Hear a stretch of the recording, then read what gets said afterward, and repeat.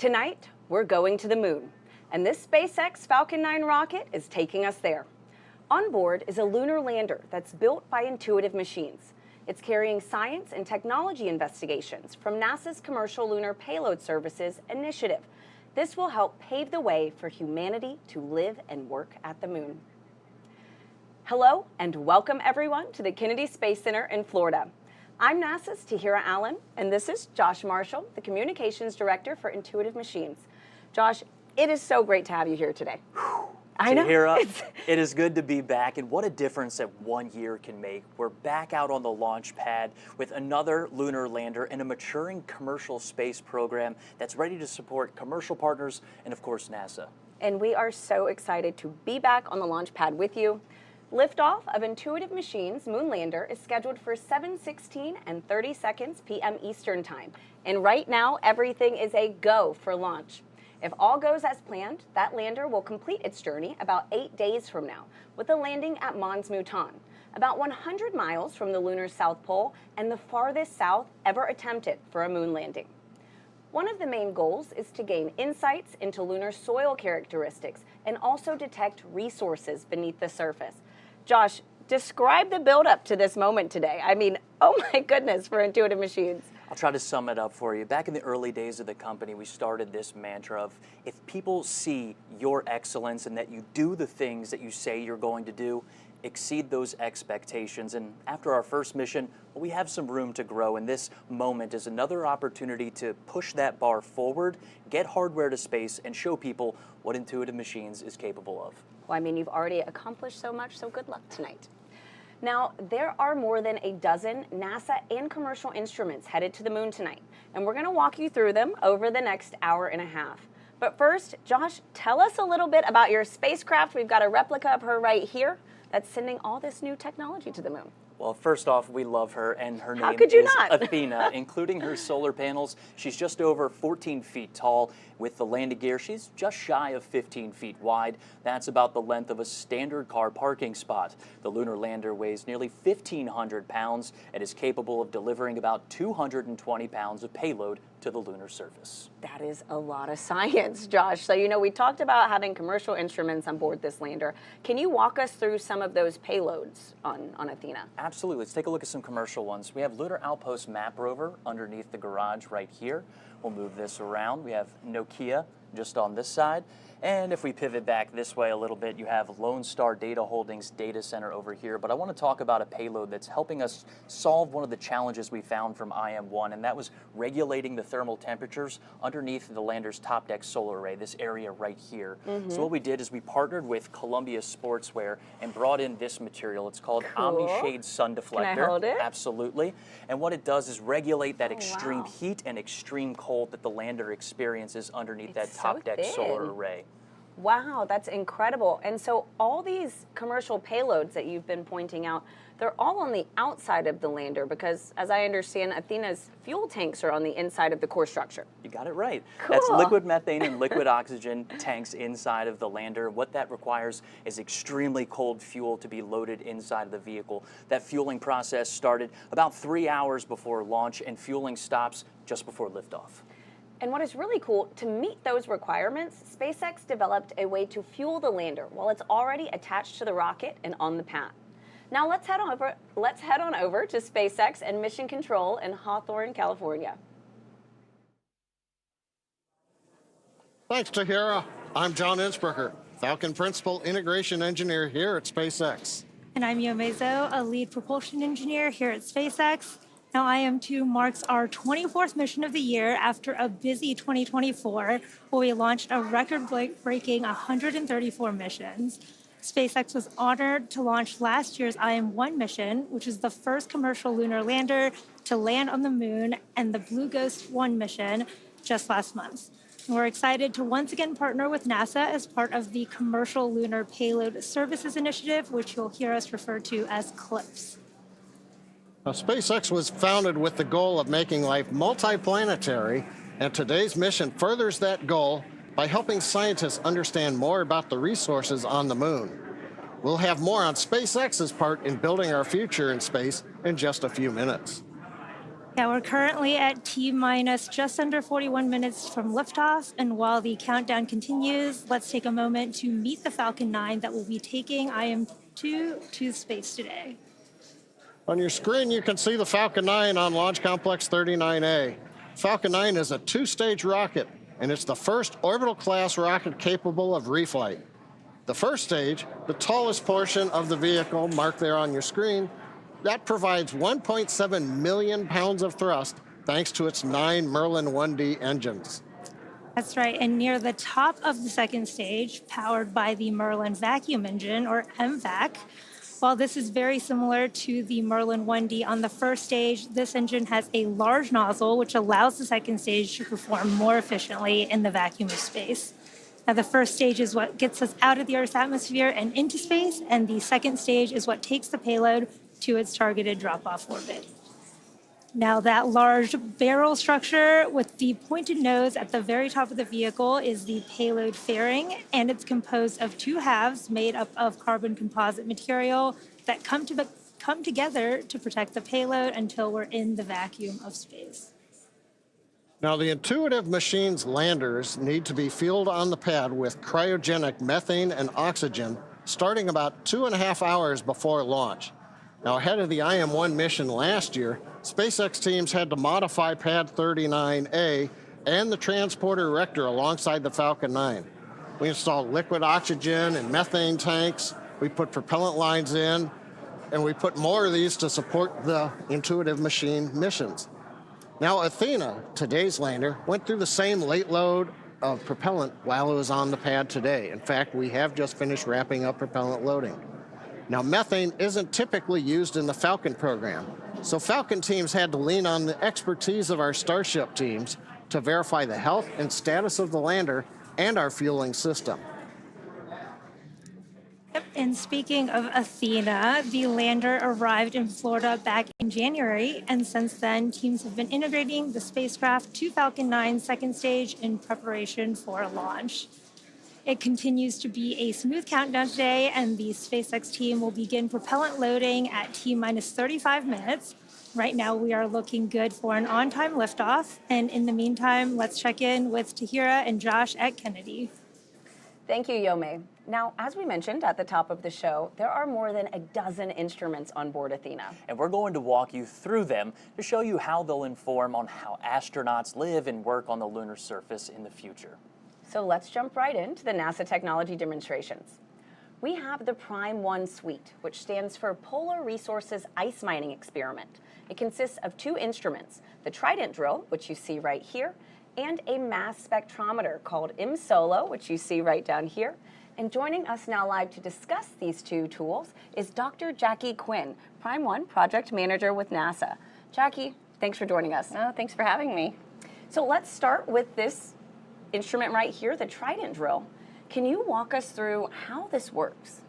So actually, this is a life-size rendition of the Trident drill. So that's the exact size that we're going to send to the lunar South Pole. It's big. Yeah, it's actually was designed and built by Honeybee Robotics. It's a percussive augering drill, and it has the ability to sample down to a meter depth. So that's a little over 3 feet.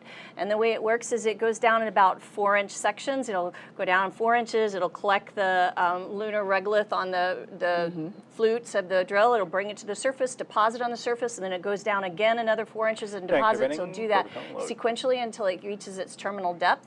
One of the very cool things about the Trident drill is it has a temperature sensor in the very tip of the drill. So as we're going down, we're going to stop and take temperature measurements at different depths along the way.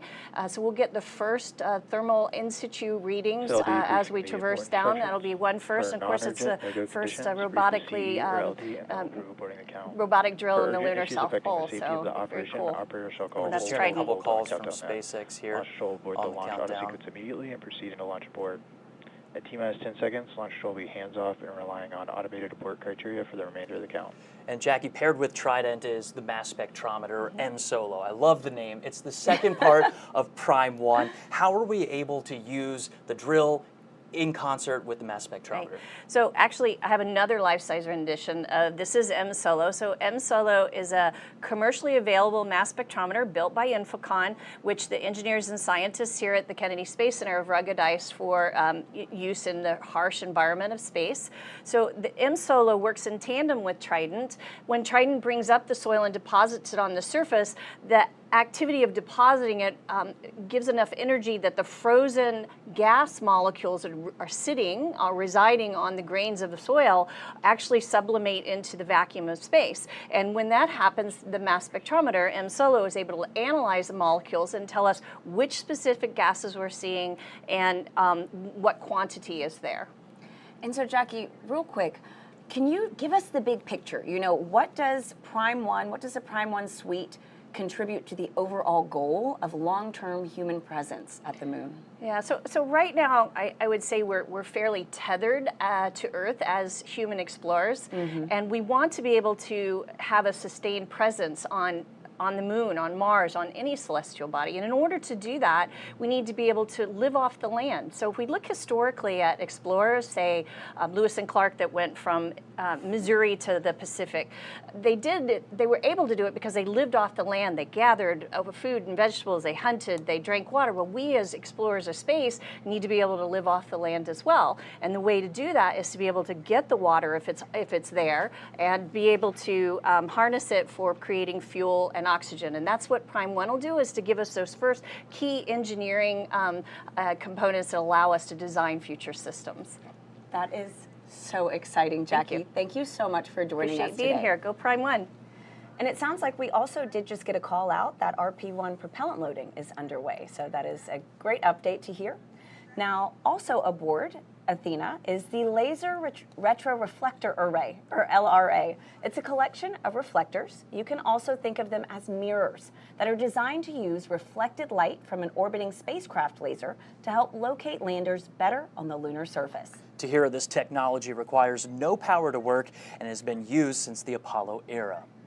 And now we're looking forward to a new era of lunar exploration with NASA's Commercial Lunar Payload Services initiative. Here's why we're teaming up with American companies to deliver science and technology to the lunar surface. Our moon.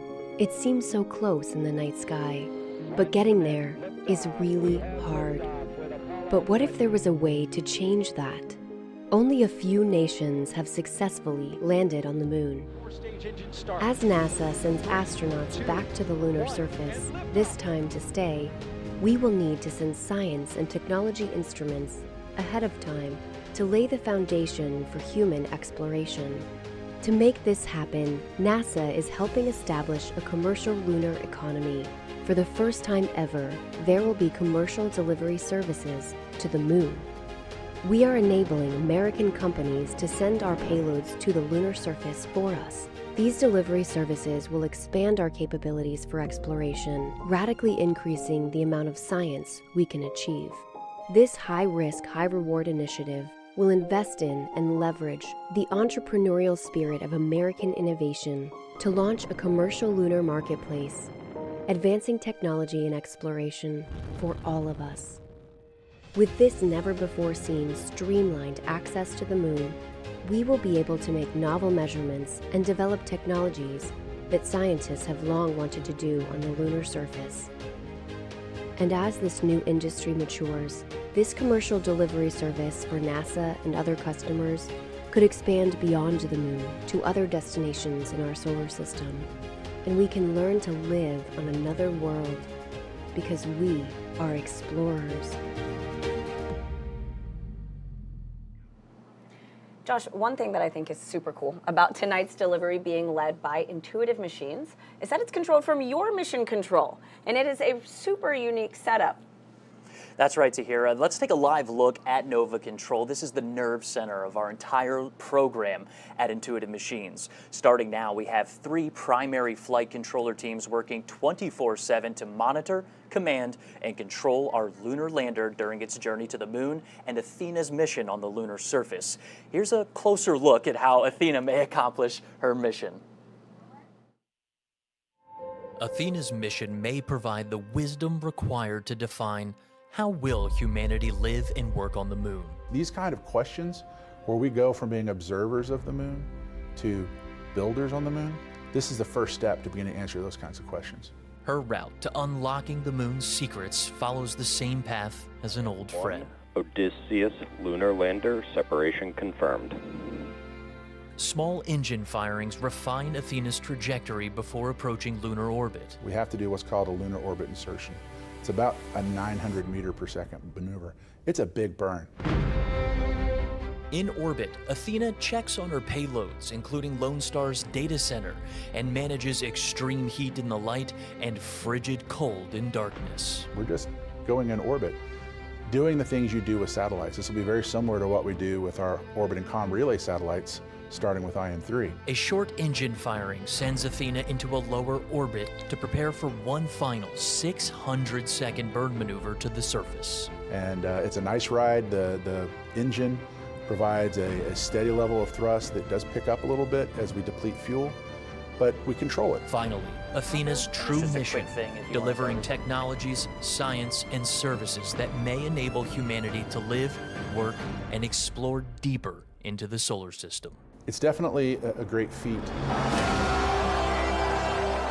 But once you're there, you want to expand from that landing spot and go and look at different things.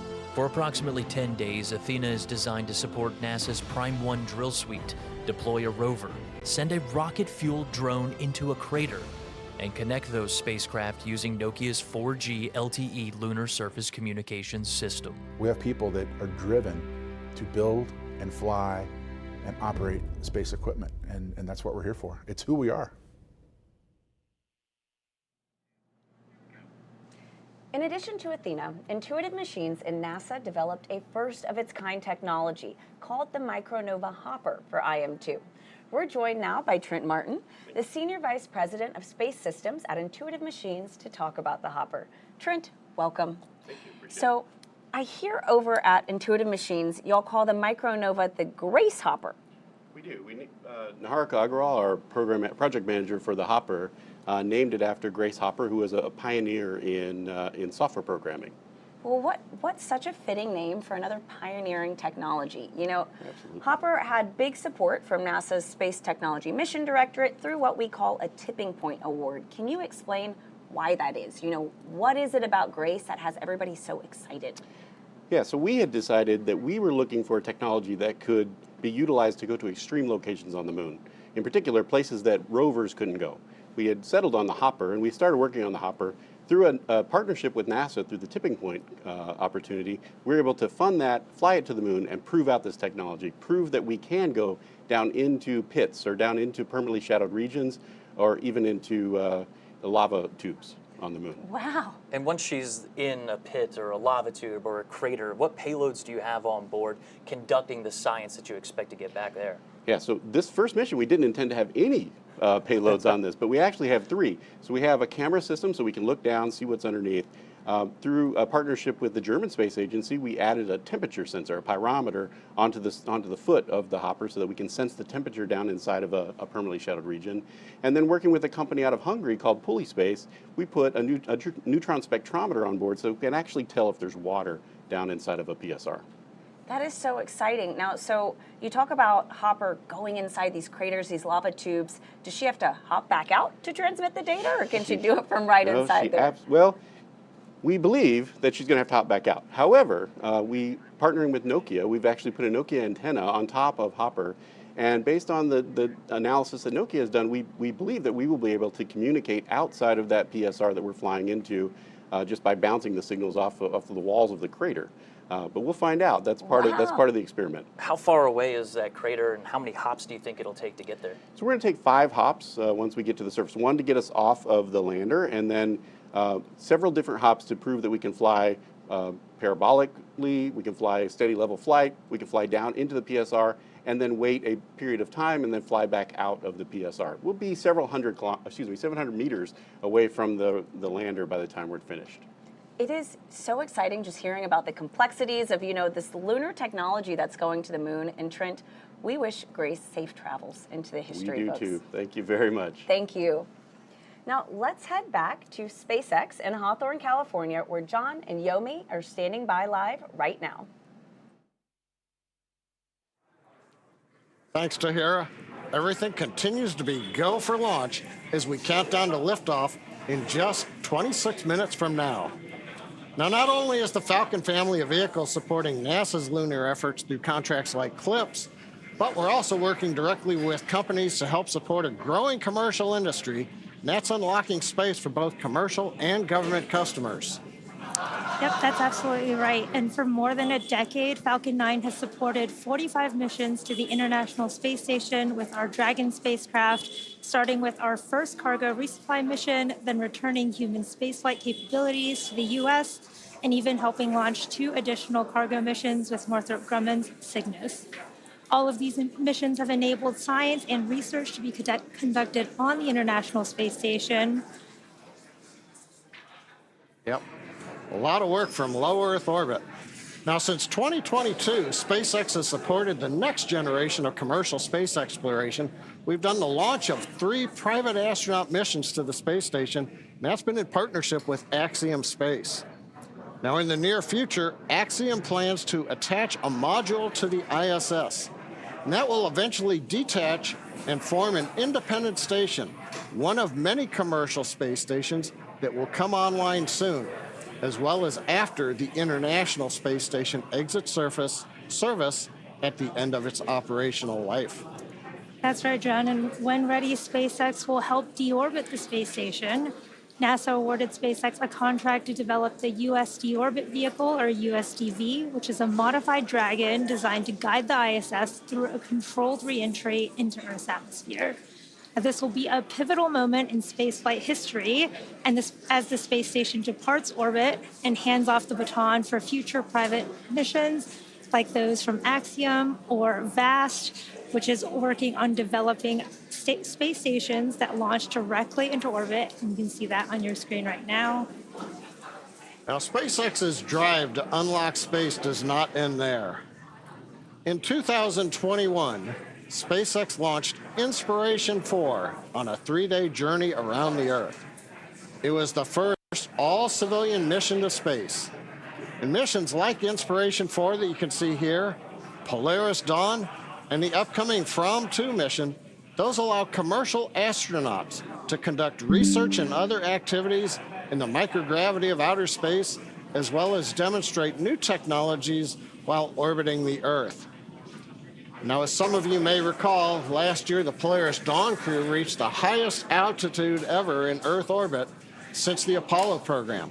They participated in the first ever extravehicular activity, what we call an EVA, where they stood up in Dragon wearing SpaceX-developed EVA suits. They also conducted 36 research studies and experiments designed to advance both human health on Earth and during long-duration space flights. There's a nice view of the very top of Dragon where they conducted that EVA from in the SpaceX suits. Yeah, those were incredible missions. And all of these missions, including today's IM-2 mission, are helping set the stage for future missions to the Moon, Mars, and beyond. And of course, SpaceX continues to support NASA's Launch Services program with missions like Sphere X and Punch, which are currently scheduled to launch in just a few days. So very exciting times ahead, but back to today's mission. Let's check back in with CHIMERA and Josh over at KSC. Thanks, Yome. So we are at about T-minus 22 minutes from liftoff tonight. Josh, if all goes as planned, this would be the second lunar landing for Intuitive Machines. I mean, that has to feel good. It does. And just last year, we became the first commercial company to land and operate on the surface of the moon, despite a harder than expected landing caused by a laser altimeter mishap. Now, so what did your team do to assess IM-1 and really make modifications for this second mission tonight with Athena? Right. After IM-1, the entire team met and reviewed every minute of the mission. What went right, what went wrong, and identified a few improvements for Athena. Namely, we've taken extra steps in testing to ensure Athena's laser altimeter is rock and roll ready to go, CHIMERA. I mean, that sounds great, Josh. So let's talk about this landing site. The landing for IM-2 is at Mons Mouton, It's named after the award-winning NASA mathematician and computer programmer Melba Mouton, who contributed to the successful Apollo 11 moon landing. Mons Mouton is about 100 miles from the lunar South Pole, climbing nearly 20,000 feet high. That's about the height of Mount McKinley in North America. This mountain is also about the size of Delaware, stretching 2,700 square miles, and will be the southernmost lunar landing ever attempted. Now, Josh, can you break down what are the differences between the IM-1 landing site from your first lunar landing and the IM-2 site for Athena tonight? Well, both of these sites are lunar highland areas, very similar when it comes to that. The IM-2 landing site is about twice as close to the South Pole than our first mission. Why was Mons Mouton chosen? Was there anything specific that you all used to really narrow this down for IM-2? That's a great question. I asked our scientists, and as we move closer to the South Pole, combining Earth and Sun visibility becomes more challenging. So we chose Mons Mouton because the Sun and Earth visibility enables a longer surface mission so that NASA commercial payloads may complete their operational goals. It also has a crater close by that we're targeting for Grace to explore called Crater H. We'll have to think of a better name for the next round of explorers that drop by. Absolutely, Josh. That's so funny. Now, and those explorers could be, Artemis astronauts. The Mons Mouton area is also one of the potential landing locations for the Artemis 3 mission. It's a region no other crewed mission has ever landed or explored before. Here's a closer look at the type of preparation that goes into returning from the lunar surface in our Artemis Moon Minute.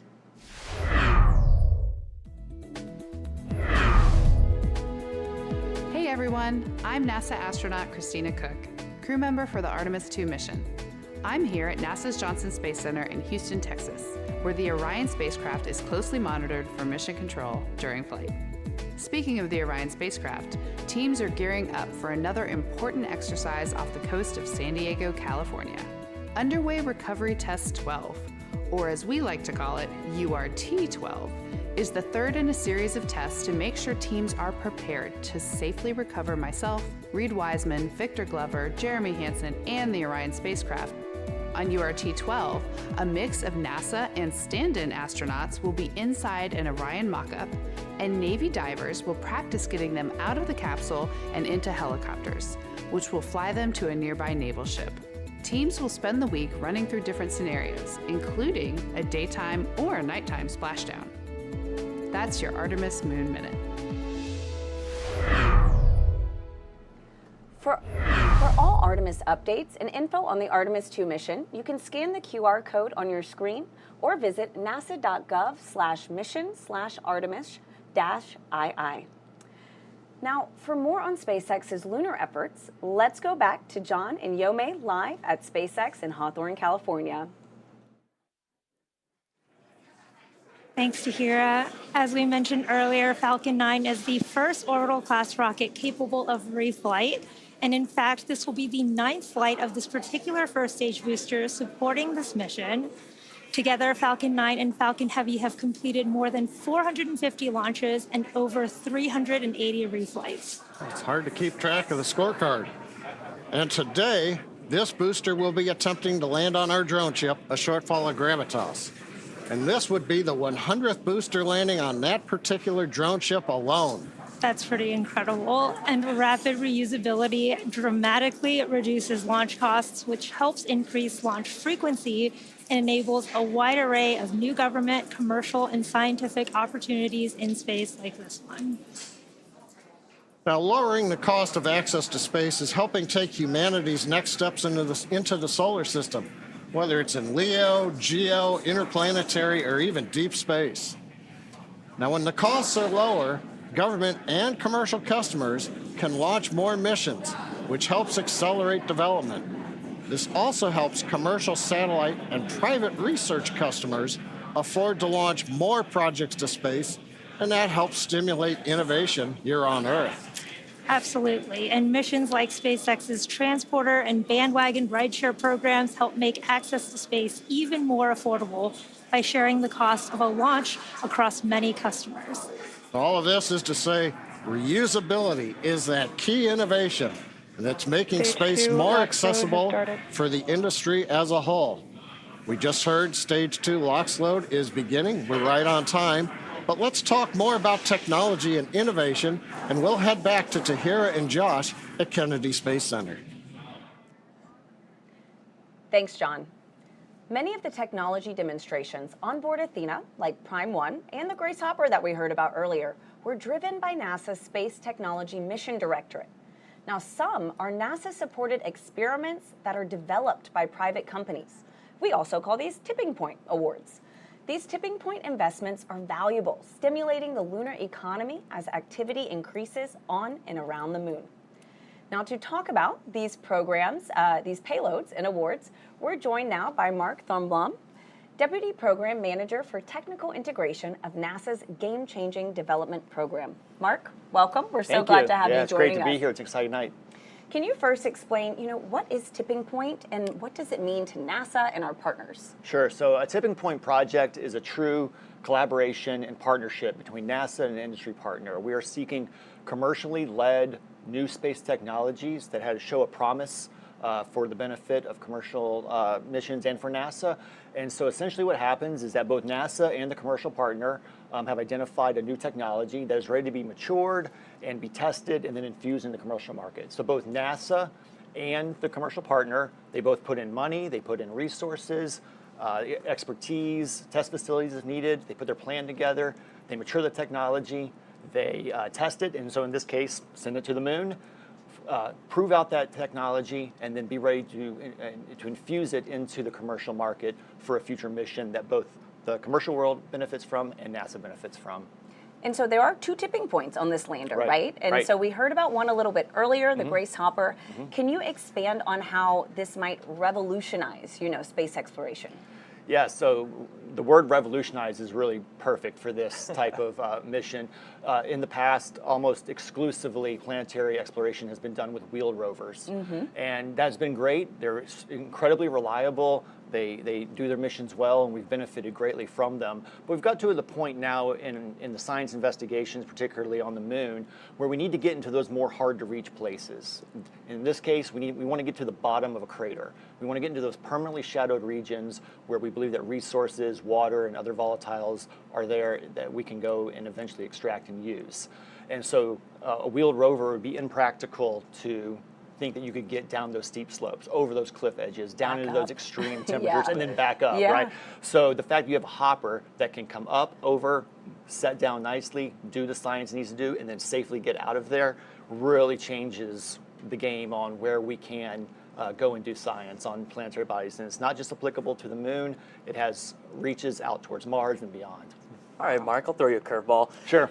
Can you tell us more about another one of these tipping point initiatives with Nokia that hopes to deploy the first cellular wireless network on the moon? This is the one that seems to just light people up when you talk about it. It's so familiar. Nokia has done such a fantastic job of taking their terrestrial telecom 4G networks that connect billions of people and devices every single day. And they're packaging it for space, and they're going to use it on future Artemis missions and future human sustained presence on the moon and Mars and beyond. And so to get a 4G network and to get that high-speed data, voice and datacom, and have your kind of local intranet connecting all your devices up there really is an important part of meeting communication requirements for a human mission. So this demonstration is going to teach them a lot about what they need to do to collect that data. The environment is obviously very different. You're in a vacuum environment, the temperatures are different, the regolith's going to play. So the way the network responds will be a little bit different on the moon than here. So they need to collect that data so that they can go back and optimize their systems and be ready to deploy on a human mission. Yeah, I think revolutionize was the right word for these 2 payloads. This Absolutely. is incredible. Awesome, Mark. Josh, so how is this integrated onto the Athena spacecraft then? Well, Nokia's network in a box is mounted high up on one of Athena's closeout panels, and she has 2 antennas on top of Athena, and it connects both of those lunar mobility vehicles that we're talking about exploring the moon's surface. All right, well, thanks, Josh, and thank you so much, Mark. Absolutely, thank you for having me. Thanks for joining us. Now, when things get busier on and around the moon and Mars, astronauts and robots are going to need a way to stay in touch with each other. Here's a deeper look at how the Nokia tipping point will provide a communications network to help prepare us for that future. On Earth, a cellular network has many components: base stations, radio units, and a core network that manages the connection between users and the network. Nokia's technology miniaturizes and integrates all of these components into a single network in a box. This is Nokia Bell Labs Network in a Box that you can hold in your hands. It contains every single component that make up a 4G LTE network. Scaled down to this size, weight, and power, we could install it onto the Intuitive Machines Nova Sea lander along with specially designed antennas. Every gram that we send to the moon matters. While compact, the system also has many redundancies and fail-safes, allowing it to recover and heal itself. We also overhaul the system software to minimize the impact of ionizing radiation that would normally cause sensitive electronics to malfunction. The network links directly to devices in both the Lunar Outpost Map Rover and Intuitive Machines Micro-Nova Hopper. For the mission to succeed, this network must be fully autonomous. It must deploy and configure itself once on the lunar surface. As the lunar rover goes about conducting experiments, and the hopper goes deep within a crater, the network must also constantly make adjustments to ensure it maintains connectivity. This is an uncrewed mission. There will be no human technician to tweak or repair the network if something goes wrong. Achieving that level of autonomy was a monumental task to undertake. Working with NASA's Space Technology Mission Directorate, Nokia plans to test the first cellular network on the moon. Success will have implications far beyond this important mission.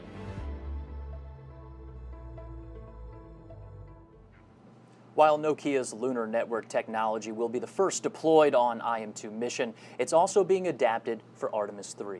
That's right. Now, these high-speed capabilities will be incorporated into the Axiom Space's AXEMU spacesuits, enabling connectivity on the lunar surface. You can think of this as our explorer's own cell phone network, but on the moon. Together, efforts like CLIPS and tipping points are helping advance humanity's reach into our solar system and shape our country's approach to exploration through commercial partnerships. Tonight, Intuitive Machines' lunar lander is taking NASA's science and technology demonstrations to the moon under the Commercial Payload Services Initiative, or CLIPS as we like to call it in the business, right? Exactly, Josh. And under CLIPS, NASA asked commercial companies like Intuitive Machines to provide lunar delivery services that advance capabilities for science, exploration, and the commercial development of the moon. CHIMERA, it's through CLIPS. NASA selected Intuitive Machines to deliver its Prime 1 drill suite and laser retroreflector array to the moon. However, Intuitive Machines added commercial payloads like the Diamond Yaoki rover, Puli Space Water Snooper, and others to make commercial lunar ambitions a reality. And it's by collaborating with NASA and leveraging CLIPS as a springboard, we've developed services for delivery, data transmission, and infrastructure that commercially develop the moon. Not just for us or NASA, but for all. Absolutely, and it is an exciting time, Josh. So tonight is also the third CLIPS delivery that is launched on a SpaceX Falcon 9 rocket. Let's send it back to John and Yome at SpaceX in Hawthorne, California, as they walk us through the final moments of the countdown. We will see you after launch. Now, as we mentioned at the top of the program, Falcon 9 is enabling these launches of the moon, including the Hakuto R mission, IM-1 a year ago, Blue Ghost, and Resilience, and of course tonight's IM-2 mission. Now, beyond the primary payloads, ride shares like the 3 additional payloads you can see, well, you can't see here, it's below the lander, but those ride shares will be helping to build the lunar economy. All these missions are something that Yome is going to talk about. And yeah. Going in flight. Thanks, John. Yeah, all of these missions are developing our future in space and helping to support sustained human and robotic activity, including scientific research, resource extraction, and infrastructure development. Now, you should be able to see here some of today's rideshare payloads on the stack there just below the Athena lander. Now, NASA's Lunar Trailblazer is also hitching a ride today And we'll learn more about that later in the webcast, as well as Astroforge. They're an asteroid mining company flying its Odin spacecraft, which is headed towards the near-Earth asteroid 2022 OB5. Gotta love some of those asteroid names. And finally, Epic Aerospace's CHIMERA orbital transfer vehicle, which is what is known as a space tug, a vehicle that works in space to help payloads move to their desired altitudes. And we'll learn more about these in just a bit. Yeah, these systems are paving the way for our sustained presence both in space and on the moon as we deliver landers, crew, satellites, and rovers in the next few years, building up the moon's equivalent of low Earth orbit, which is known as lower lunar orbit, which will act as the staging point for future missions, supporting lunar communications and providing platforms for science and research. And in the near future, reusability will extend all the way to the moon, with reusable landers flying their first missions. Frequent, low-cost launches from the moon will eventually allow for lunar exports, like metals and helium-3, which can help support future deep space mission to Mars and beyond. We're coming up at T-minus 5 minutes. Let's turn our attention to Falcon 9, the spacecraft. The good news is all systems are currently a go for on-time Tanks liftoff. pressing for Starlink retract. We just heard the call out. The tanks are pressurizing. We're stiffening the Falcon 9 up in preparation for strongback retract. The strongback is the structure you see on your screen right behind the Falcon 9. You're looking right now at the payload fairing, inside of which Athena, the lunar lander, and the 3 rideshares are located. We also have had the transition to internal power for the spacecraft. That happened several minutes ago. Also, we heard some of the call-outs. Strongback retract is running. There's strongback retract begin to run. We have finished loading fuel on the first stage. We are loading liquid oxygen on the second stage, so we are on time, not working significant issues. What we're waiting to see right now is the 2 clamp arms from the strongback begin to open up. I think we can just start to see it now. It takes about 16 seconds to retract. Following that, we will then begin to recline the strongback away from the Falcon 9. Yep, and you can see those clamp arms are opening as we speak. The vehicle is nearly fully loaded with propellants and will complete at the T-minus 2 minute mark. The range is also green and ready to support today's launch. And if for any reason we do not launch today, we do have a backup opportunity tomorrow at 7:11 p.m. Eastern Time. At this point in the countdown, both the first and second stages are nearly fully loaded with 1 million pounds of kerosene fuel and liquid oxygen. Falcon 9 uses 2 propellants. One's a refined form of kerosene called RP1, or Rocket Propellant 1, and we also use LOX, or liquid oxygen, as our oxidizer. Now, fire generally needs 3 elements to ignite: heat, fuel, and an oxidizing agent, in this case, oxygen. That's the fire triangle. In our case, the liquid oxygen is chilled well below its boiling point. That makes it denser, and that means basically we can load more of it into the rocket. Yep, and the third part of that fire triangle is a chemical known as TTEB, or triethyl aluminum and triethyl borane, which we use as an ignition. Stage 1 LOX load complete. There's that call out for stage 1 LOX load complete. And the combustion of RP1 and LOX is what makes the rocket go, and it's that TTEB mixture that sets the match to the propellant mix. Now, in addition to finishing LOX loading on the second stage in about 30 seconds, we'll have another major event at T-minus 60 seconds, and that's Falcon 9 computers going in startup. The autonomous first and second stage internal flight computers will take over the countdown.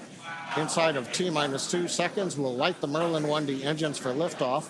And right now, though, coming up on T-minus 2 minutes, the Intuitive Machines payload continues to be healthy, and the Falcon 9 team is tracking no issues on the rocket.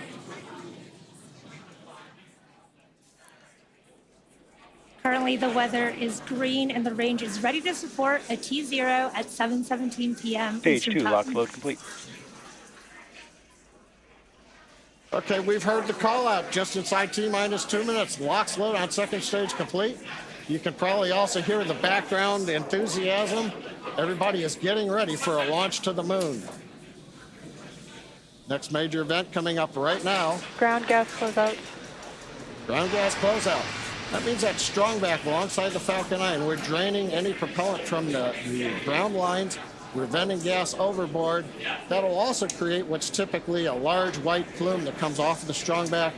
The cold, gaseous oxygen we're venting off of the strong back mixes with that warm Florida air, and you get a large white cloud, and you can see it streaming away. Waiting for the call out for startup of the flight Falcon 9 is in startup. You see and hear it. We're in startup. Everything looks good. We're going to get the LD go for launch. And with that, let's pause for a minute and listen to that go. LD, go for launch. Right on time. Always love to hear that call out.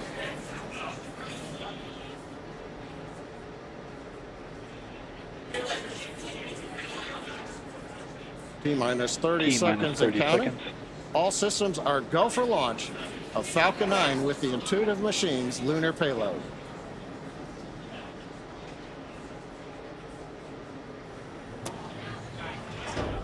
T-minus 15. T-minus 10, 9, 8, 7, 6, 5, 4, 3, 2, 1. Ignition and liftoff. Go Falcon, go Intuitive Machine.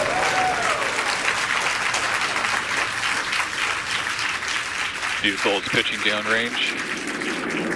And looking forward to nominal.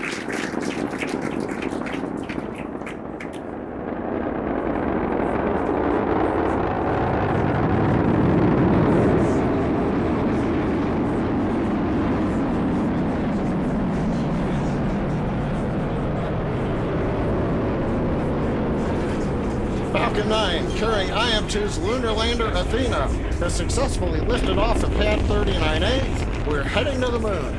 We heard the call out of the pitch kick. That's a small tilt of the vehicle. We're still going pretty much straight up, but now we're also slowly heading horizontal. You heard that call out for power and telemetry nominal, and once we reach orbital altitude, we're going pretty much horizontal to the Earth. The rocket needs to go about 17,000 miles per hour. Falcon 9 is supersonic. Horizontally. We heard that call out. We are supersonic, and in just a few moments, we will pass through max Q, or maximum aerodynamic pressure, on the booster. Max Q. We're through max Q, and the Merlin 1D engines have throttled back up to full power. Next call out we ought to hear is MVAC chill. Falcon 9 data is continuing to look good as the first stage heads out over the Atlantic Ocean.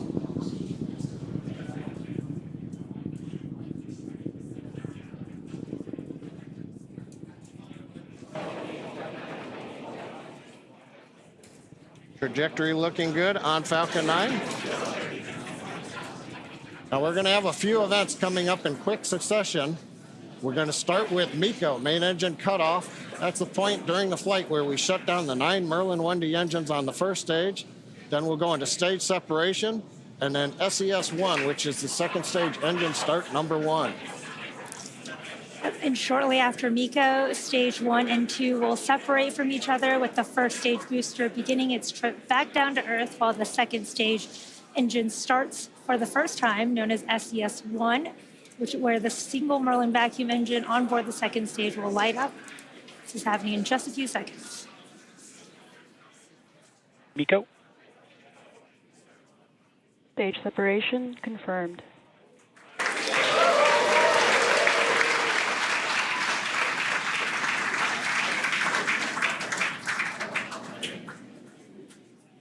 And vac ignition. Call-outs of 3 good events. You heard it, and you should have seen it there on the webcast.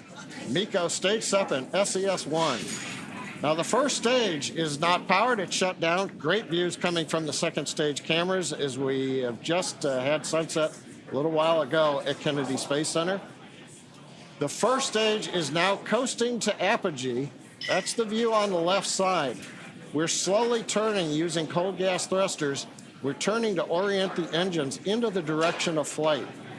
Also, you may have been able to make out in a little bit of the light, the titanium grid fin deployment is underway. We're using pneumatic gas Separation pressure. confirmed. And here comes fairing separation. And a beautiful view. Looking at Athena and the ride chairs on top of the second stage stack. So we had good fairing Vehicles are on a separation. nominal trajectory. Trajectory's nominal. First stage is looking good as it goes to apogee. Second stage under power. Yome, everything continuing to look good right now on the mission. Yeah, we are at just over T plus 4 minutes into today's mission. IM-2 is SpaceX's 24th launch this year, and we are currently in the first of 2 planned MVAC burns. Around the T plus 6 minute mark, you should see on your screen the first stage's entry burn. It's currently making its way back down to Earth. And for that entry burn, we will relight 3 of the M1D engines on the first stage, starting with the center engine, followed shortly by the engines next to it, which will slow down the vehicle as it passes back into the Earth's atmosphere. Now we need to slow down the first stage to reduce re-entry forces, which will help us recover and reuse that first stage. And you can follow along on your screen to the telemetry on the bottom left and right of your screen for the stage 1 and stage 2 speeds and altitudes. You may have noticed on the left side of your screen, first stage altitude has begun dropping. We have reached apogee, and now we are under the pull of gravity, headed back down to the Atlantic Ocean. Now to slow us down, we'll use that entry burn. And that means we're firing 3 Merlin engines to decelerate the Falcon 9, but we'll still be moving very rapidly. And that's going to cause the vehicle to fly through the Merlin exhaust gases. That's also known as the rocket's plume. And this will deposit a layer of soot on the vehicle surface, one of the signatures of a flown booster. Now that soot comes from the carbon-based fuel that Falcon 9 uses. Now it took us almost 2 minutes since separation to get up to apogee. It's going to take the rocket just as long to bring the first stage back down to the edge of the atmosphere for the entry burn coming up in just about 20 seconds or so.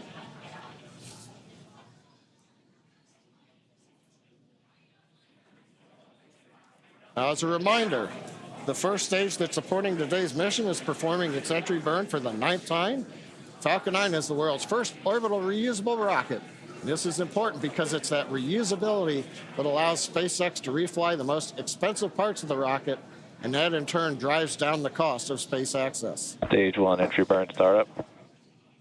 Stage 1 FTS is saved. There's that call out for entry burn startup, and this will be about a 30-second burn, slowing that first stage down as it re-enters the Earth's atmosphere.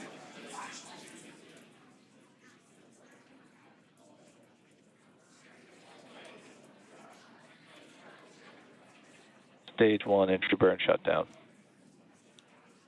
There you can see the end of that entry burn on the first stage. And on your right, you can see the second stage still in the first of 2 planned burns, carrying the Intuitive Machines 2 payload to the moon. Now coming up next, we will shut down our MVAC engine on the second stage, followed quickly by the landing burn on our first stage. And the second engine cutoff of this first burn will be in just about 30 seconds at the T plus 7 minutes and 46 second mark. Stage 2 is in terminal guidance. You can see on your bottom right the speed of the second stage accelerating as we are in that burn. Stage 1 transonic. Stage 2 FTS is saved.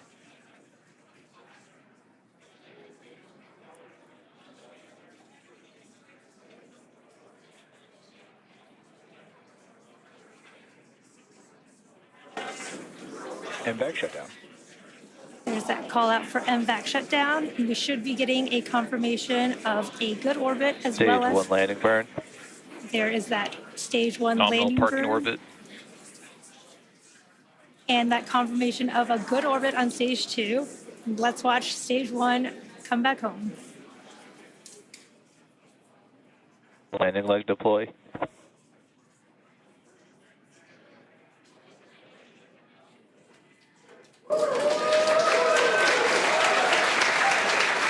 1 landing confirmed.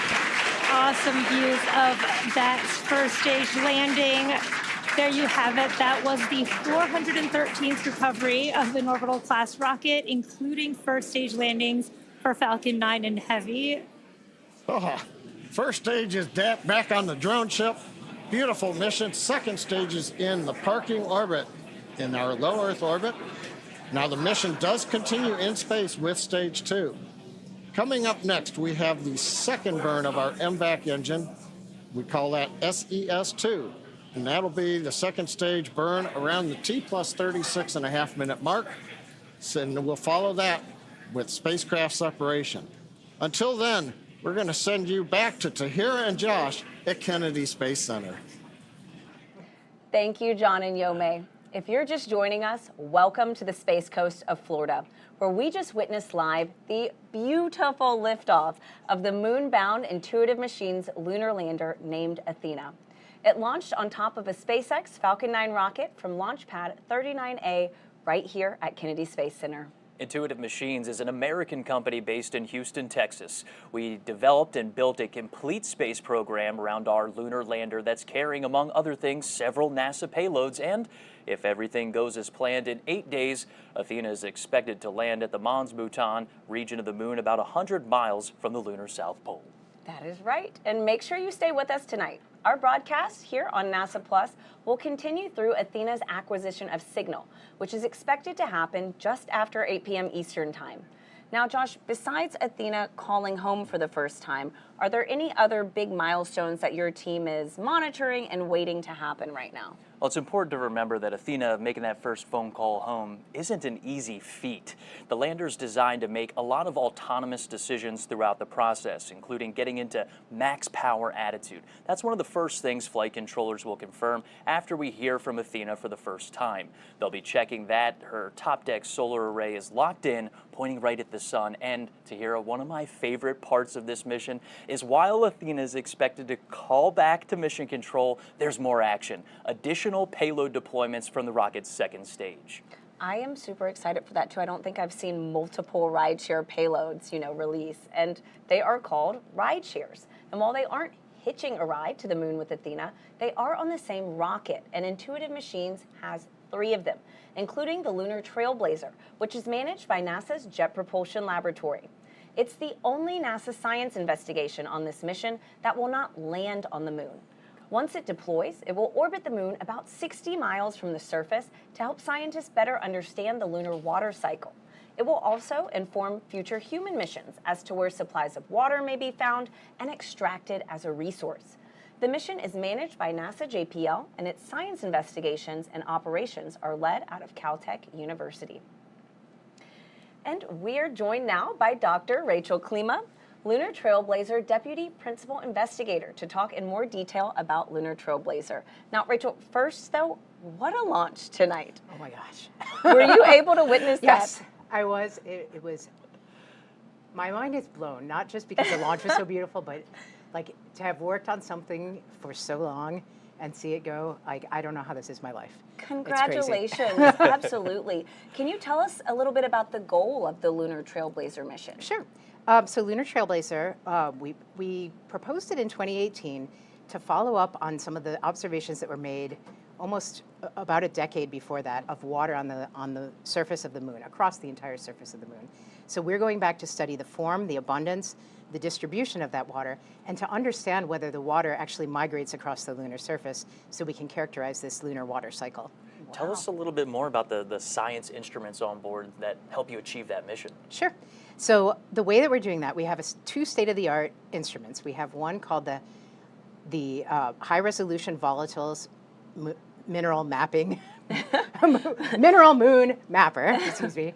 I'm a little excited. It's a proper government name. Yeah. HVM cube is what we call it by. And that studies the near-infrared reflected light from the sun. So the sun shines the light onto the lunar surface, and the light that's reflected back off basically carries with it like a spectral fingerprint of where water and minerals are on the lunar surface. So we'll be measuring those, and then riding along with that is the Lunar Thermal Mapper, which is out of Oxford University in the United Kingdom, and that was supported. So it's an international partnership with the UK. And they're measuring the temperature of the lunar surface at the same time that we're measuring the spectral signature and understanding where the water is. Now, Rachel, quickly, can you tell us how does the work that Lunar Trailblazer is intending to do lay the groundwork for what we want to do with our Artemis? Well, so, we have these hints of water on the lunar surface in the permanently shadowed regions of the moon and also on the illuminated surface.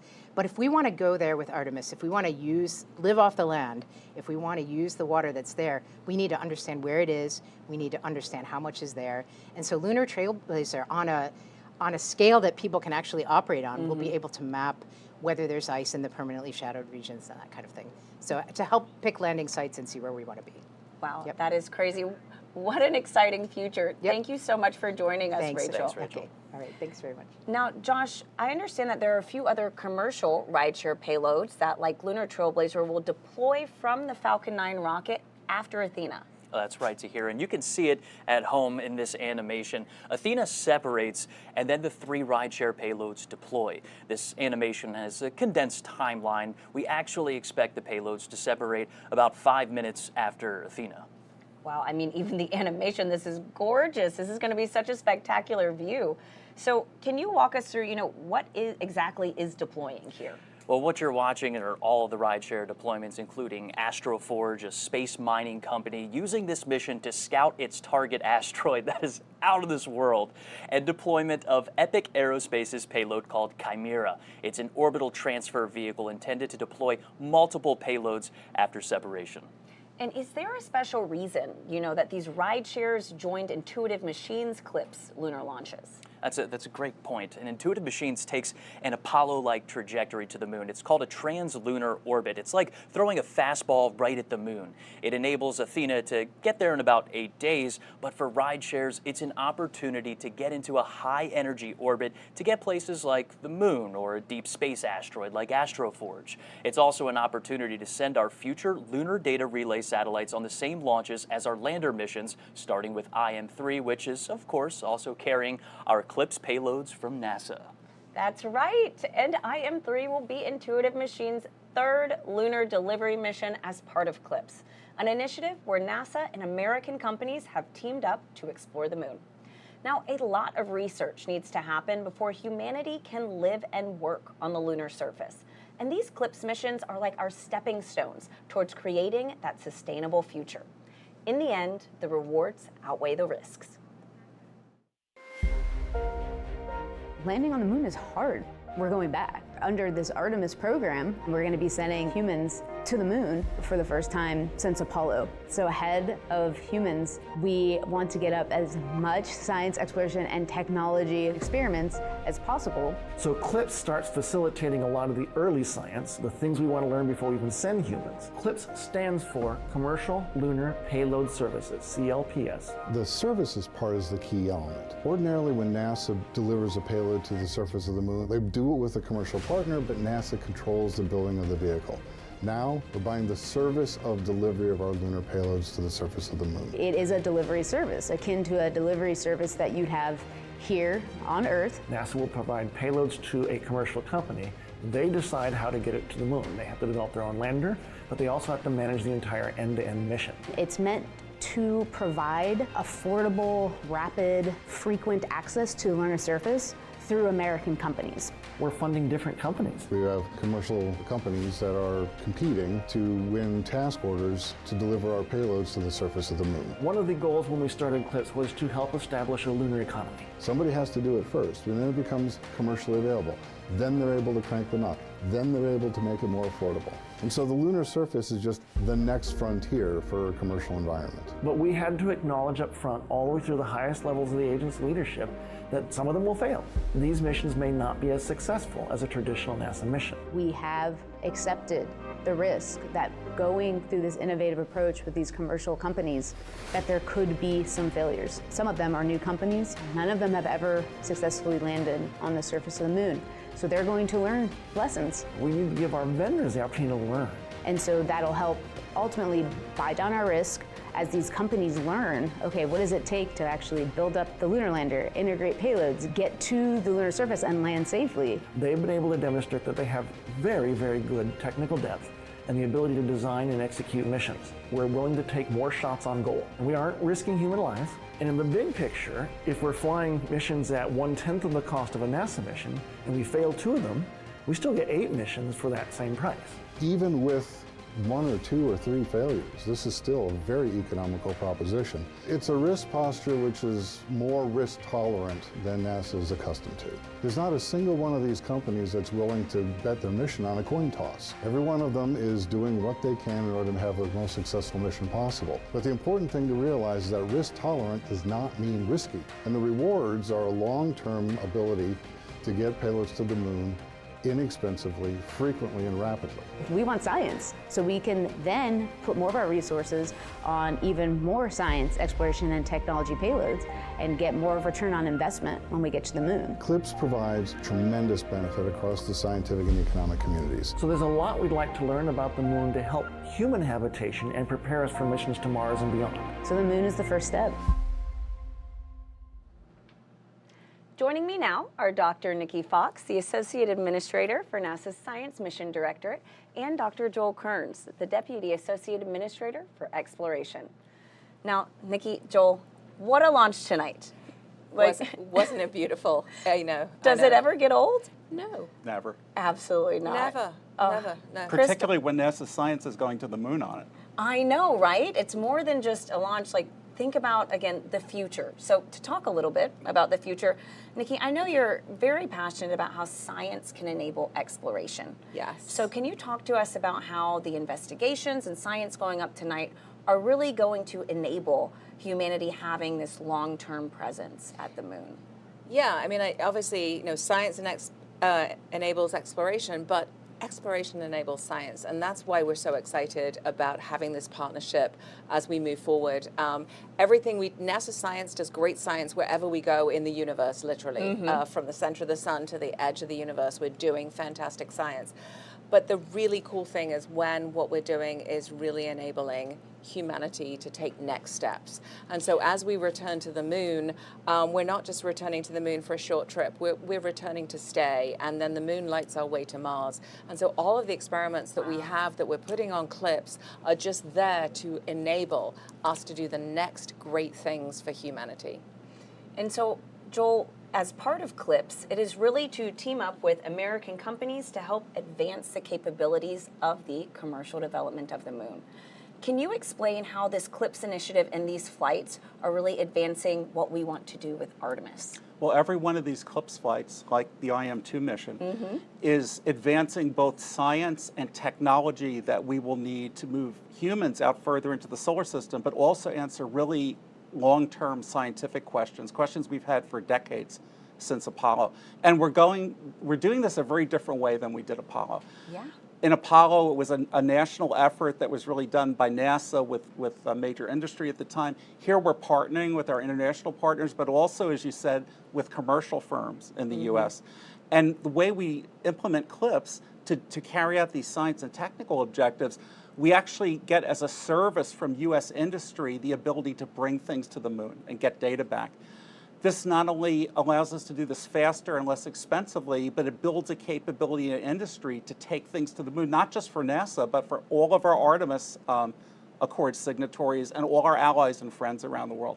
It starts with robotic landers, it goes to orbiters, and it goes to other small spacecraft. And you know that we are doing public-private partnerships now, even for the big human landers and the spacesuits. It's really the wave of the future for the moon and eventually Mars.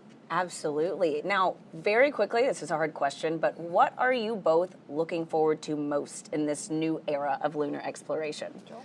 We are going to go to places on the moon, again, to get ready for Mars and to answer questions about the moon that no one's ever visited before. So, for example, IM-2 on this mission will go the furthest, closest to the South Pole that anyone has ever been. And we know we want to send our Artemis astronauts to the South Pole. So just by going there, we're going to get the first information of what is the South Pole really like as we answer those scientific questions. And Nikki? All of our NASA science missions are super interconnected. So the exciting thing for me tonight is not only Intuitive Machines going to land, but Lunar Trailblazer, coordinated science, both of them looking for volatiles, really fantastic. NASA science doing amazing things all through our universe, from the just everywhere we go, incredible, incredible science. So just really excited to continue to inspire the world and lead the nation in science exploration. Absolutely. Thank you both so much for joining us. Thank you. As part of CLIPS, Intuitive Machines is continuing to add commercial lunar services. It enables delivery, data transmission, and infrastructure to support the Artemis campaign and the commercial development of the moon. 2024 redefined Intuitive Machines, becoming the first commercial company to land and operate on the surface of the moon. Houston, Odysseus has found his new home. And rapidly advancing services for lunar data transmission and infrastructure. When we jumped off on this CLIPS initiative and pivoted the company towards the moon, it pushed the boundaries of what could be possible, and so we thought unconventionally. Last fall, we continued development of our lunar terrain vehicle, the Moon Racer, wrapped up 2024 with NASA astronaut testing at Johnson Space Center, along with a meteor crater trial run in Winslow, Arizona. To support delivering Moon Racer and other heavy cargo, the company completed several milestones in developing its heavy cargo lunar lander, Nova D. So what we're able to do with heavier cargo is provide a logistics supply chain to the moon. And while 2025 starts with another lunar liftoff, development of the first lunar data relay constellation capable of 4K video transmission is underway to support Artemis missions to the moon. Starting with our third and fourth CLIPS deliveries, we plan on deploying data relay satellites and begin operational capability for Artemis and allow for more robust communication from the surface. Each mission is building the foundation for a sustainable presence on the moon and a foothold toward the next step into the solar system. We're now going to step aside while we await our next big milestones, the second burn of the second stage of the Falcon 9 rocket, and then separation of Intuitive Machines' lunar lander. We're expecting that to happen about 8 minutes from now, so we'll see you then.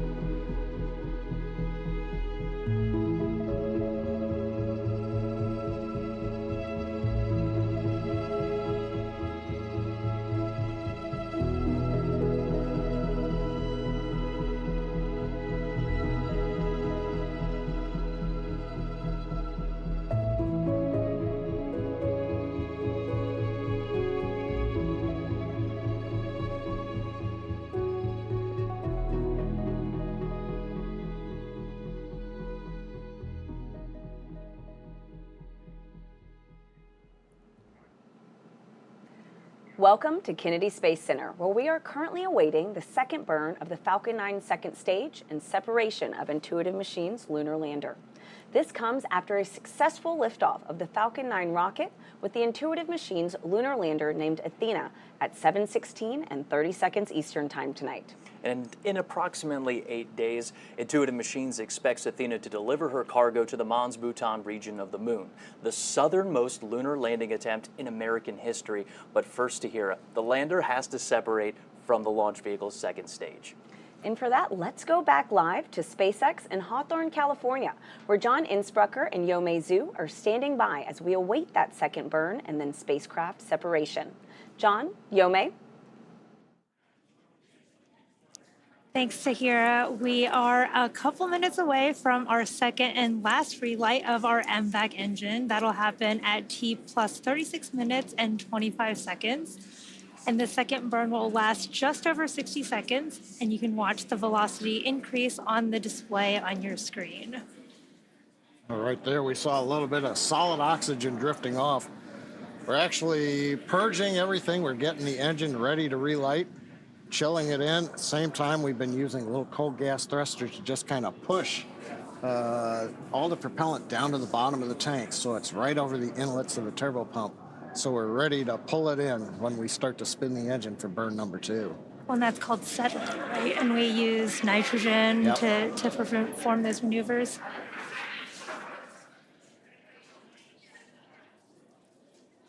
And we can't see those thrusters that John mentioned. They're on the right on the main second stage, and we just have the MVAC engine view here. But you can see that engine chill process happening. You can also see the payloads on the left-hand side of your screen. Oh, and there's a nice view. We've got a second payload camera on this flight, and I think we're looking right up at the business end of Athena with the large nozzle. Yeah, really cool views. I love how Athena looks like a star when it floats away.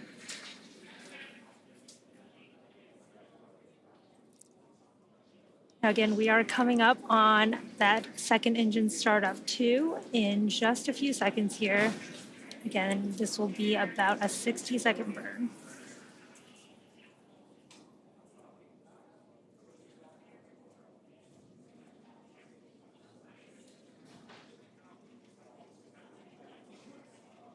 MVAC ignition.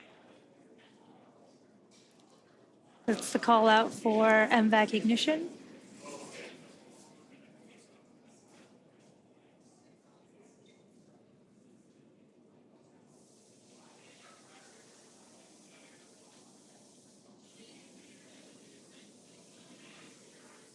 It's always cool to see that MVAC nozzle start glowing in the middle of the burn.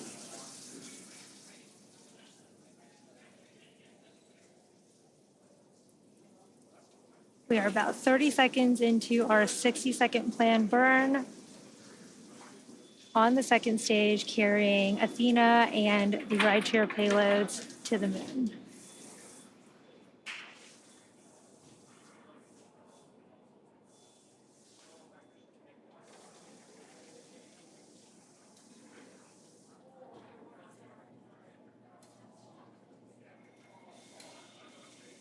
MVAC shutdown. There is that call out for MVAC shutdown. We've completed that second burn of the second stage. Just waiting on confirmation. Nominal orbit insertion. There is that confirmation for a good orbit, and it looks like we are on track for spacecraft separation in just a few minutes. It's been a great launch so far. Coming up 38 minutes since we had the liftoff. And now we're waiting for that IM-2 lander to separate from Falcon 9's second stage. A little bit of a recap while we're waiting for that. That comes in a little under 6 minutes from now. We had an on-time liftoff shortly before 7:16 p.m. Eastern Standard Time from Launch Complex 39A at Kennedy Space Center. Everything has proceeded nominally. 2.5 minutes into flight, we got stage separation. We also saw the successful landing of Falcon 9's first stage on our drone ship, a short fall of gravitas, and that made the 9th landing for this first stage. Now, about T plus 7 minutes, 46 seconds, we had a successful second stage engine cutoff, SECA 1, and we heard the call out of a good parking orbit insertion. Now, that was the first of 2 burns of the second stage engine, and we just saw the second burn of that engine complete, and we also are in a good transfer orbit right now. Pay attention on the bottom right to the altimeter. We didn't change altitude very much during the 1-minute burn, but you can see we're starting to move away from Earth now. Now, the vehicle is coasting at this point in time. Payloads are still attached as we're counting down towards the separation of the Athena lander. Now, currently, the second stage is in a coast phase, as I mentioned. We are essentially making sure everything is quiescent on the stage. We're venting down pressures. We're making sure that overboard vents are done so that nothing, for example, burps during flight. We want Athena, when we send the separation command from the flight computer, to just be moved away with the power of the springs and not have any jostling if, say, the second stage inadvertently vented something at that time. So we're making sure everything is quiet on the second stage.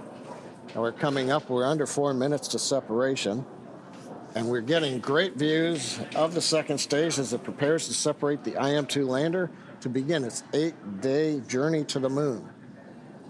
And of course, given the way spacecraft want to be oriented to the sun, for example, to make sure when they separate, they get power onto solar cells. If you're wondering why we have a camera pointed right at the sun, well, that's a requirement of the customer to make sure that the spacecraft gets nice and warm, gets a lot of power, everything looks good. And we talked about the 8-day journey to the moon. The Athena lander is carrying science and technology investigations from CLIPS that will help pave the way for humans to live and work at the moon. And today's mission is the second CLIPS mission for Intuitive Machines. Now we're waiting right now, separation coming up a little under 3 minutes. Getting some more views. We're cycling, the flight computer is cycling between the various cameras on stage 2. Got a view of the nozzle. As we heard earlier in the broadcast, that'll make a large maneuver as they get to the moon. But right now, everything is quiet on the lunar lander. There's a view of the nozzle extension one side. Here's the other camera at the back end of the second stage. The silver blanket that you see there, that's multi-layer insulation. We put that over the back end. That keeps all the valves underneath and the electronics warm and cool. Warm from the chill of darkness and the vacuum of space, and also helps insulate it from the hot radiative plume when we fire that second stage engine. Got some cool views of the sunrise on the coming up from the Earth's horizon over there, which is very cool. Very cool to see.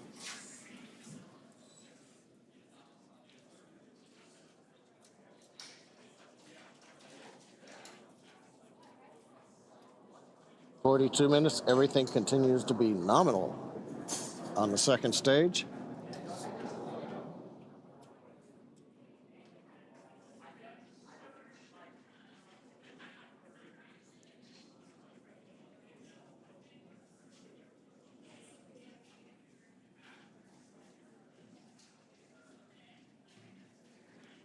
Now, just to give you an idea of where we've been, where we're going, in about 1 minute, we are going to get deployment of Intuitive Machines 2 lunar lander, named Athena. We had the launch. We got into orbit with the first burn of the engine you see there on the screen. We just finished the second burn about 5 minutes ago, and we are in a coast phase on stage 2, making sure everything on the stage is quiet, do final vents, and then make sure that the stage is very stable, it's not moving around. And then we'll see deployment. It'll be interesting. I'm not sure which camera views we're going to get at deployment. Now, once we do the deployment, we then start another sequence that takes about 3 minutes and 50 seconds, and then we will get to the rideshare deployments. We'll have one, and then every 20 seconds, and then 20 seconds after that. Right now, we're just counting down, waiting for deployment. So let's listen into the countdown net.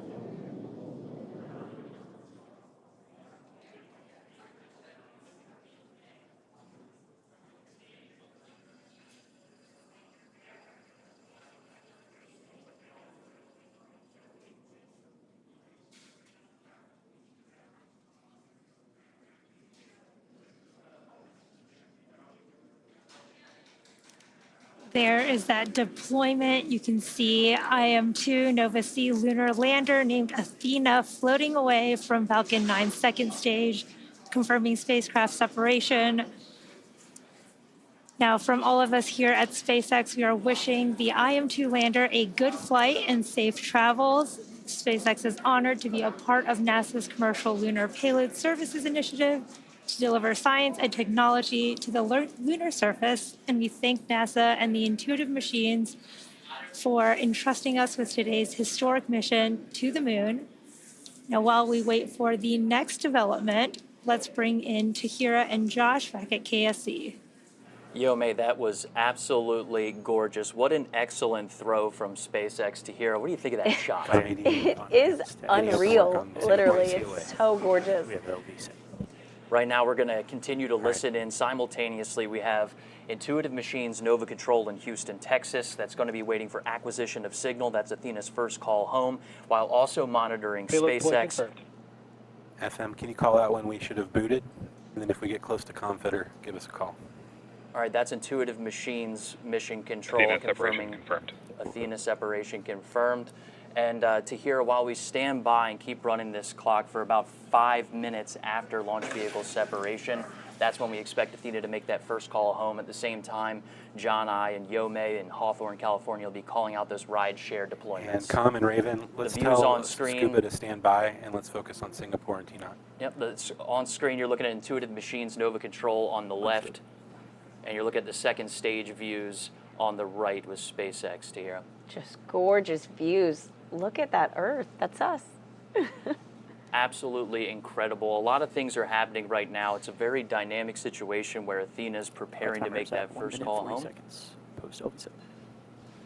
We're counting out the time that since Athena has separated, and that's because at launch vehicle separation, Athena starts a countdown to when she can Procedure power says on. 1 minute 47 is the earliest time for transmit. We are at 1 minute 55. All right. Copy. 1 minute 55. Tahira, let's go ahead and pause and listen into the loops here as we listen to Intuitive Machines Granite, Mission keep Control. active comm. Give us anything you got from the ground station. As well as SpaceX and Hawthorne waiting for those rideshare deployments. Let's just listen in here. AD permissions back to T-Knot for a second. Here we go.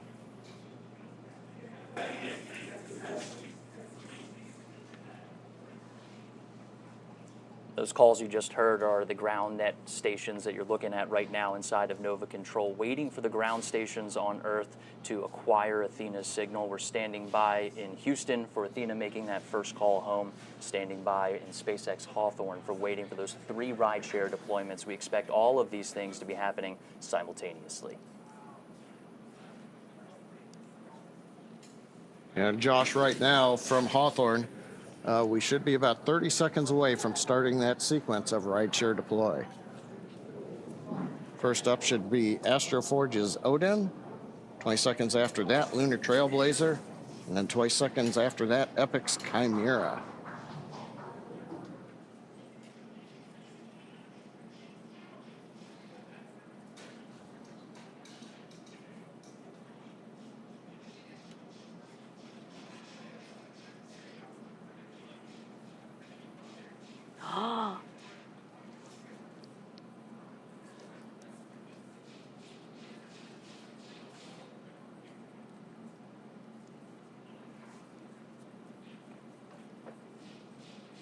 Odin deployed, as you heard over the net. Status, Odin's away. Lunar Trailblazer, separation confirmed. Lunar Trailblazer away.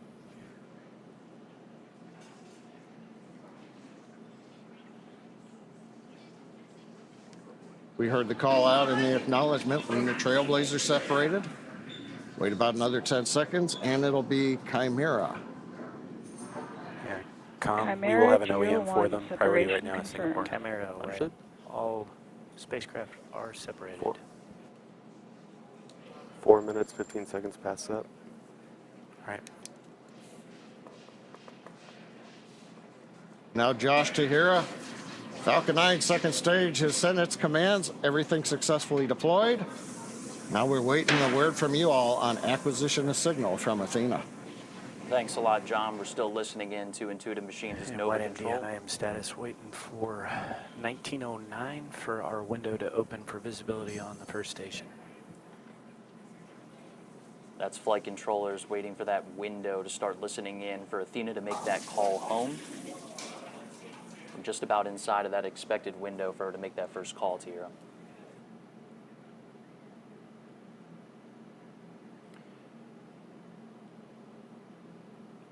We expect Athena. We're still standing by for connection with TNOC, is that correct?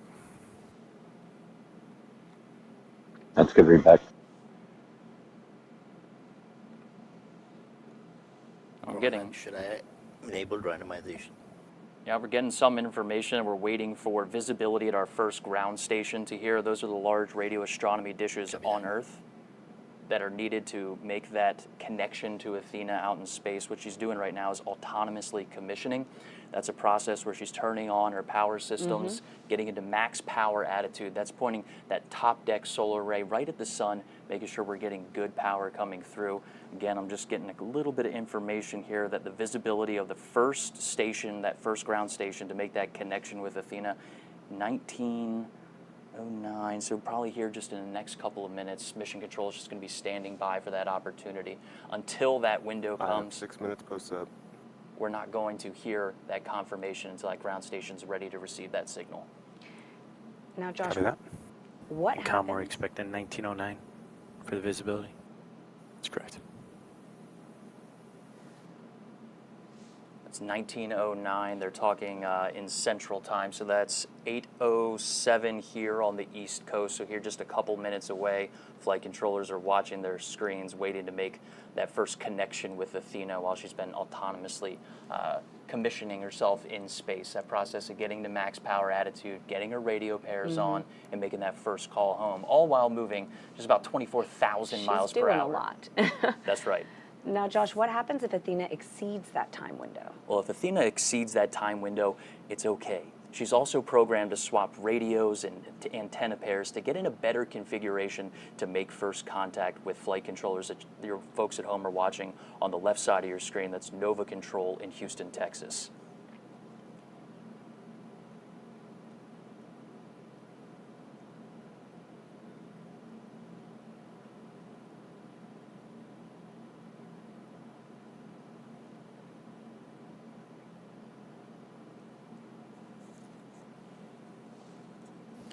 Seven minutes, 25 seconds past up.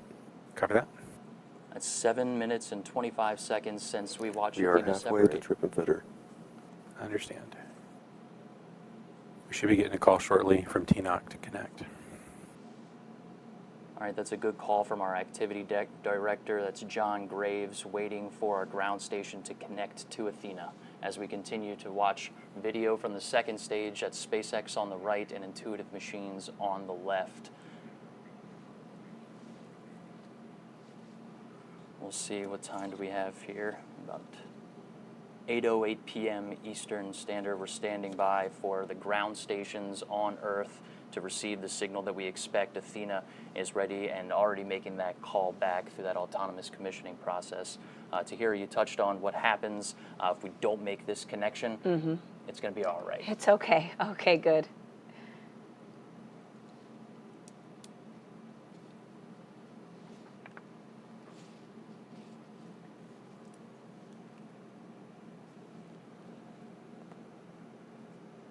And we heard a call from Mission Control talking about a comm fitter being halfway through its cycle. And what they're talking about there, Tahira, when we say it'll be okay, it's starting. Back to me, Goose. Ground out. What are we seeing?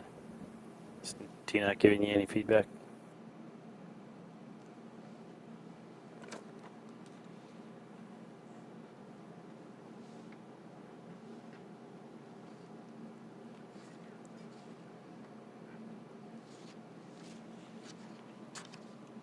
Calm while they're working that. When is visibility open for Okinawa?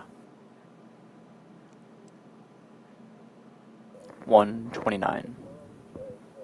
All right, so we're listening in to when those ground stations will have coverage to connect with Athena in space. What about DSS 34? Let's go ahead and toss it back to John and Yome in Hawthorne, 1:15. California. In 5 minutes. We are 9 minutes, 30 seconds past up. Copy that. And FM Oh, comes down thanks, 15 Josh. minutes and it just swaps towers, right? Now we're hearing comms in the background right now. Yes. Now, for those of you following along, you'll know that this mission marks our 24th launch of the year. And we're gearing up for the Sphere X and Punch mission, launching from Vandenberg Space Force Base very soon. And in the coming weeks, NASA's Crew 10 mission to the International Space Station. You can always follow along at SpaceX.com launches for up-to-date missions and schedules. And before we sign off here at SpaceX, let's go back to Tahira and Josh at Kennedy. Thanks a lot, John and Yome. Super Dave. So if you think we can do that and get at least a Farm B up there, that would be great. All right, Tahir, we have exceeded our nominal acquisition of single timing estimate, and flight controllers are starting that new set of procedures that will continue over the next several minutes. They're working to confirm our communications configuration is correct, that the flown trajectory we receive from SpaceX matches those expectations, and that our ground station dish is using the right trajectory. That's been a lot of the timing and things that we've heard in chatter right there in mission control. All right, and we are watching flight controllers in Nova Control right now, working to confirm where Nova sees separated from the launch vehicle and then matching that data to the ground station's dish that's currently working to acquire the lander's signal. Now, the team's expected to continue this process for several minutes until Athena's autonomous procedures start a new process. We've heard them call out a couple times of how much time is left until ComFitter, and that is part of that new process to communicate back to Earth. This includes cycling Athena's power systems, switching radios, and swapping antennas to sets that had not been used yet. All at the same time, we're working with SpaceX to confirm a good launch vehicle separation. That means a good translunar orbit. We mentioned that at the top of the Would it show. take us to configure the DSN data connection? Go ahead and turn it on. It should be on now. Okay, ground net. And that's our ground net trying to work the ground stations that are on Earth to make that connection with Athena. But right now, we know that Athena... Just passing 12 minutes in SEP. We have 4.5 minutes before ComFitter trips. Copy. Thanks, FM. We know that... 3 minutes. Let's move. We know that Athena is on a fastball shot toward the moon. That's that translunar orbit. It does give us a lot of flexibility within our flight path. DSS 34. And there's some more calls working with those ground stations, enabling the ground stations to make the calls and make that connection with Athena. Status is start bend. All right. We're going to continue to monitor progress inside of Nova Control. I have command active for DSS 34. All right. Telemetry.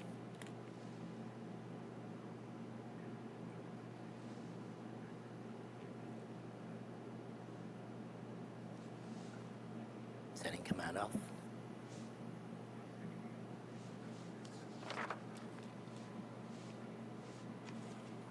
All right, so as we continue to monitor progress inside of Nova Control, we're going to pause to continue listening into what folks are saying inside of Mission Control. But let's just recap what happened leading up to and after liftoff from Launch Complex 39A at NASA's Kennedy Space Center. We saw liftoff to here just around 7:17 p.m. Eastern Standard Time. Then we saw a really good shot there. Beautiful. Enabled DSS 34B. I believe DSS 34B is another ground station within the Deep Space Network, possibly. Telemetry active. All right, are we getting updates? I don't see packets yet. All right, that's a key word there. We're waiting for packets. That means that we're receiving data packets down from Athena.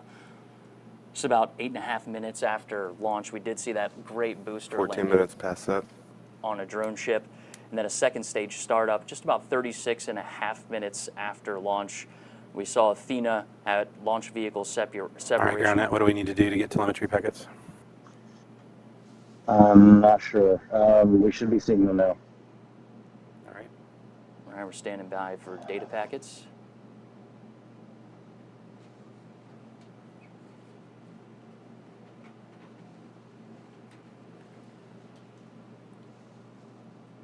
everyone glued to their screens here. We had launch vehicle separation with Athena just shy of 43 minutes after launch. Nominal acquisition to signal about 5 to 7 minutes. We've exceeded that time. We touched on that autonomous process of what Athena is doing, but right now it's more of a manual process inside of mission control as those flight controllers are working to configure the ground stations that are required to make that call. It's possible that Athena is powered on. All right, so while TNOC is working, looking for anything we can shake on the DSN side to get packets. And so, Josh, we've mentioned a few different ground stations tonight. If they get this signal from any of them, does that work? Yeah, it sounds like they're switching over ground stations as we're listening in. I'm not familiar with which one and where they're working those, but they're working to get that signal from Athena, and that's coming from our ground net. And you can see folks working inside of mission control, trying to solve this problem inside of our circular design control room, allowing folks to kind of wheel around and get the information that they need.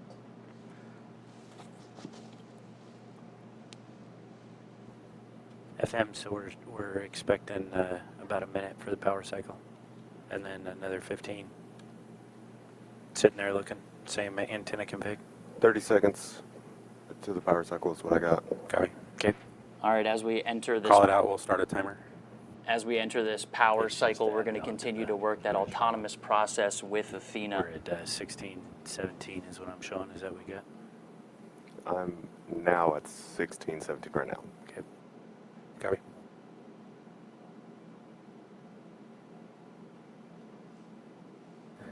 Granite, give us calls on the main loop. You are the most important person in the room. Everything you're doing is critical. Call it on the loop, everything you see. All right, as we hit this repowering process, it's going to start several long terms where Background net, everything goes on the main loop. It'll give Athena some time to configure her systems if that's what's required, but it's also going to be some time gaps. Do we have control in the room?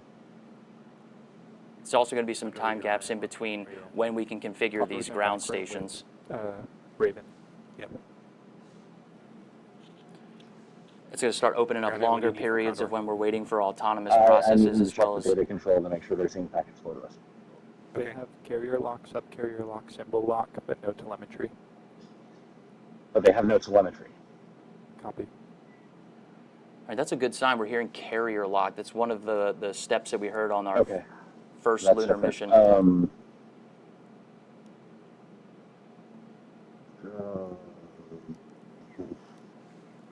I need to borrow somebody's phone.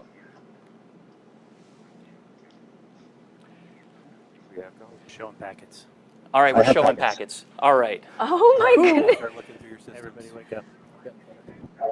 Got to keep you on your toes, all right? We're going to start Athena here, and that is a great call. That is an active situation where we're switching ground stations in order to make contact with Athena. Kept us on our toes. I feel a little flushed in the face, but getting those data packets and getting that confirmation from mission control. Best news I heard all night. I didn't think anything was going to top watching that launch CHIMERA. So, Josh, can we breathe easy now? Orange Groundnut, can I? We can. It sounds like we have our packets and we're working those challenges, but the important thing is we'll be providing those updates on our page as well as on our X account. As they continue to work this challenge. But what an action-packed moment, 3 rideshare deployments, take a look at what you got. and Athena's first call home to let us know she's ready for her lunar journey. And we continue to know that this is a journey filled with challenges, and successfully acquiring Athena's signal and getting those packets and maybe having some more challenges, we know that those are the steps toward getting the ultimate milestone, landing and operating on the lunar surface, Tahira. I mean, again, like you said, what an action-packed moment. So glad to get that call out. Now, Josh, can you tell us what is next for Athena? You know, can you give us any details on lunar landing? Well, with today's launch, we expect Athena to land about 8 days from now on March 6th. After vehicle checkouts tonight, we hope to send Athena's selfies with Earth in the background and capture new images along her journey. Over the first 5 days en route to the moon, she'll perform multiple small engine firings to hone in her trajectory toward the moon before committing to lunar orbit insertion. That's about an 11-minute burn to slow the lander down to get captured into lunar orbit. We expect to send another batch of lunar selfies back to Earth during Athena's few days. That's right. And finally, on March 6th, somewhere around lunchtime Eastern, we expect Athena to make a landing attempt and, if all goes to plan, spend about 10 days conducting lunar surface operations. Well, best of luck, Josh. That's going to wrap up NASA, Intuitive Machines, and SpaceX coverage of the launch of Intuitive Machines moonlander Athena on a SpaceX Falcon 9 rocket from Pad 39A here at Kennedy Space Center. And again, if all goes well, Athena is expected to land on the moon 8 days from now on March 6th. And we will bring you that coverage live right here on NASA Plus. Until then, you can find out more information about this mission and other NASA CLIPS launches by scanning the QR code on your screen or by visiting nasa.gov/CLIPS. Now, we will leave you with a replay of tonight's launch. From everyone here at NASA, Josh Marshall and Intuitive Machines and SpaceX, I'm Tahira Allen. Have a great night. T-minus 15. T-minus 10, 9, 8, 7, 6, 5, 4, 3, 2, 1. Ignition and liftoff. Go Falcon, go Intuitive Machines.